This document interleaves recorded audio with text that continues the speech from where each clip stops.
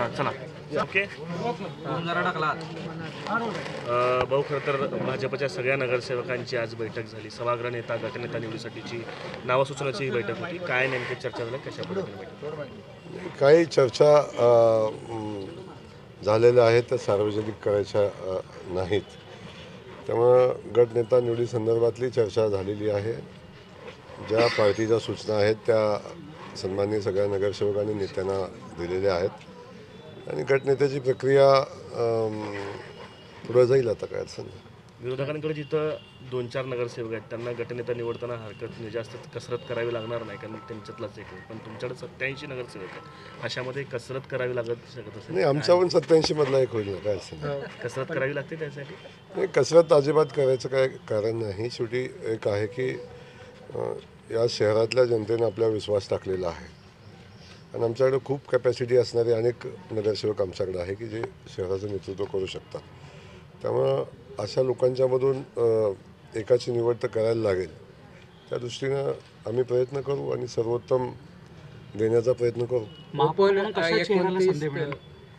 चेहरा नेमका कसा असेल महापौर म्हणून चेहरा असेल, सोलापूरचा नागरिक असेल, सोलापूरचा नगरसेवक असेल.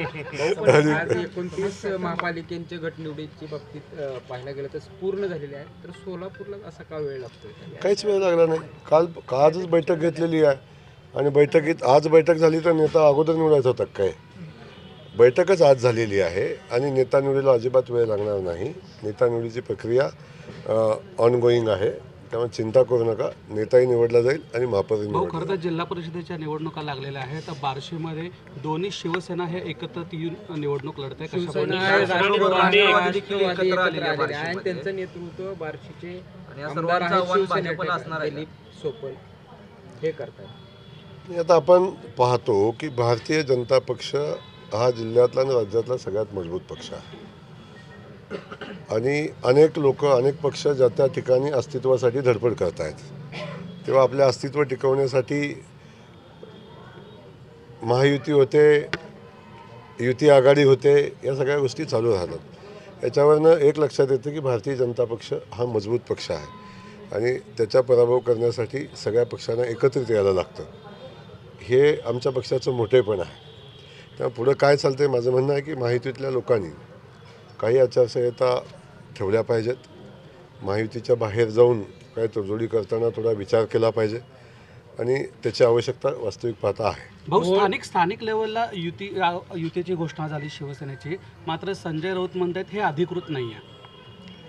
आता ते काय युती झाली आणि राऊतांना काय अधिकृत वाटतं ते त्यांनाच विचारा, मी काय सांगणार. पण मोहोळमध्ये पण असाच प्रयोग झाला आहे. भाजप विरोधात सर्व पक्षीय नेते एकत्र येतात. तुमच्या एक लक्षात आलं पाहिजे की ह्याला कारण काय असू शकतं. ह्याला कारण एकच आहे की भारतीय जनता पक्ष हा मजबूत पक्ष आहे. तेव्हा त्याचा पराभव करणं हे एकट्याला, दोघाला, तिघाला शक्य नाही. तेव्हा 5-5 जणांनी एकत्र येऊन पराभव करता येतो का याचा प्रयत्न ते करतील. पण मी सांगितलं की अनैसर्गिक युती कधीही अनैसर्गिक आघाड्या कधी लोक स्वीकारणार नाही. लोक भारतीय जनता पक्षासोबत राहतील आणि भारतीय जनता पक्षाची सत्ता येणाऱ्या जिल्हा परिषद पंचायत समितीच्या निवडणुकीमध्ये आपण बघाल की सोलापूर जिल्ह्याचा जिल्हा परिषद अध्यक्ष हा भारतीय जनता पक्षाचा असेल. वाशिममधील जे पांचाळा गाव आहे त्या ठिकाणी एखाद्या ग्रामसभा चालू होती आणि ग्रामसेवकाला जे आहे ते हाकलून लावण्यात आलेलं आहे. काय सांगाल आपल्याकडे ग्रामविकास खाते? या संदर्भातली माहिती मी घेतलेली नाही, आपल्याकडून मला मिळाली. पण अशा पद्धतीचं कृत्य कोणाला करता येणार नाही.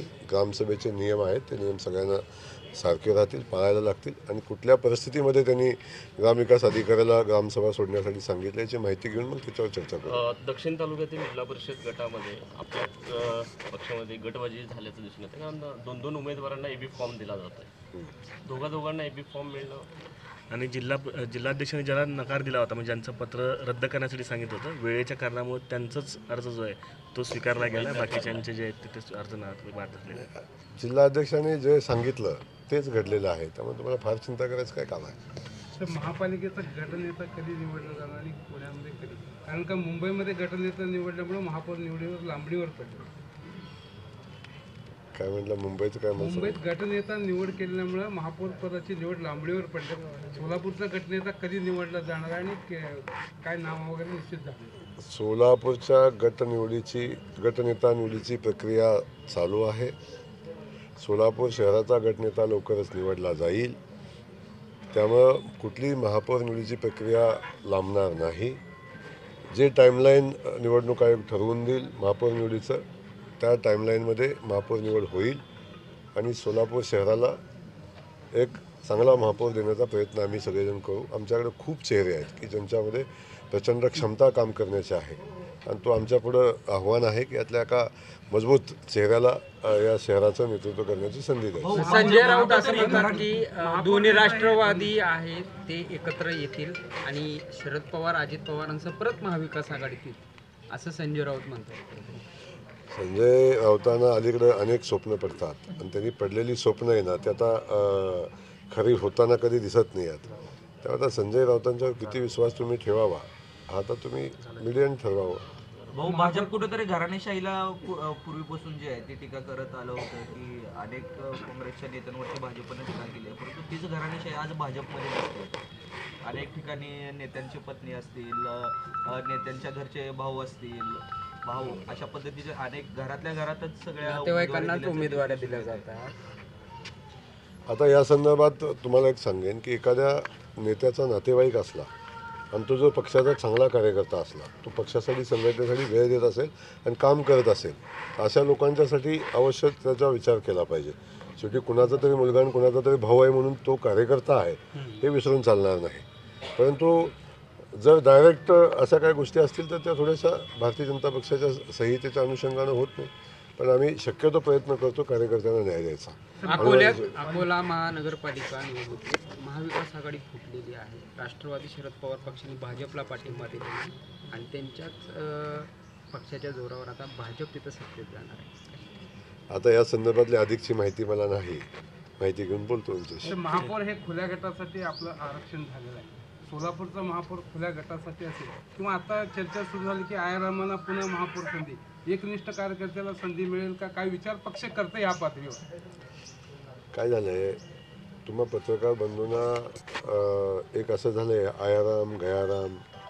आता आपण एक गोष्ट लक्षात घेतली पाहिजे, जेव्हा भारतीय जनता पक्षाचं सदस्यत्व स्वीकारलं, भारतीय जनता पक्षाची उमेदवारी स्वीकारली, भारतीय जनता पक्षाच्या तिकिटावर निवडून आला, तर अशा लोकांच्याबद्दल थोडं अदबीनं बोललं पाहिजे. आपण प्रत्येक वेळी आपण अशा पद्धतीची भाषा वापरणं योग्य नाही. तर माझी आपल्याला विनंती आहे की आपण सगळ्यांनी एक भाजप म्हणून आता काम केलं पाहिजे आणि आपण सुद्धा प्रश्न विचारताना थोडंसं साधन सुचिता ठेवून आणि लोकांचा सन्मान राहील अशा पद्धतीनं बोललं पाहिजे. शेवटी एक लक्षात घ्या, कधी आपण या पेपरला पत्रकारिता, कधी कधी आपण दुसऱ्या पेपरमध्ये जाऊन पत्रकारिता करतात. त्यामुळे या सगळ्या गोष्टी आपण थोड्या लक्षात ठेवल्या पाहिजेत.